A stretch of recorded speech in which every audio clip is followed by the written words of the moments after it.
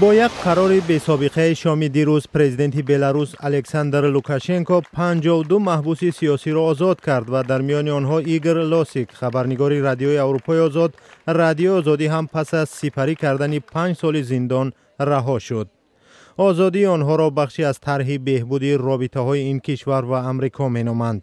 لوسیک و 51 نفر دیگر از جمله 14 شهروند خارجی چند ساعت پس از ترک زندان کردن به لیتوا برده شدند. در شوک هستم ولی به راستی بسیار خرسندم. این لحظه اینجا هستم، آزادم. البته نمیتوان گفت 100% خرسندم چون عائله‌ام اینجا نیست. در برابر مقامات و فعالان و نزدیکان به پیشواز محبوسان آزاد شده پرزیدنت رادیوی اروپای آزاد رادیو آزادی استیو کاپوس هم به پایتخت لیتوا رفت و ایگور لوسیک را در آنجا استقبال نمود. ما از پرزیدنت دونالد ترامپ برای آزادی یکی از دیگر خبرنگاران شجاع رادیوی اروپای آزاد رادیوی آزادی که ناعادلانه از سوی مقامات بلاروس بازداشت شده بود بسیار سپاسگزاریم.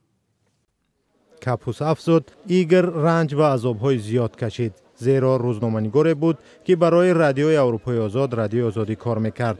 این مرحله رنج طاقت فرسا و کاملا ناعادلانه او که بیش از 5 سال دوام کرد سرانجام به پایان رسید.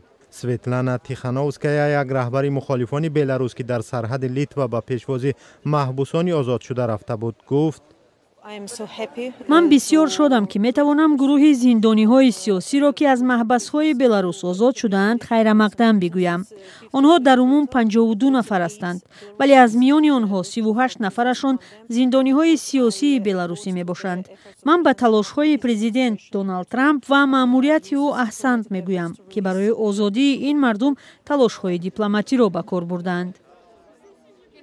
لوسیکی 33 ساله ماه دکبر سال 2020 با اتهام سازماندهی شورش، شرکت در ناآرامی‌های گسترده، برانگیختن نفرت اجتماعی و چند اتهام نامعلوم دیگر در ارتباط با اعتراضهای پس از انتخابات پرزیدنتی جنجالی در آگوست سال 2020 به 15 سال زندان محکوم شد.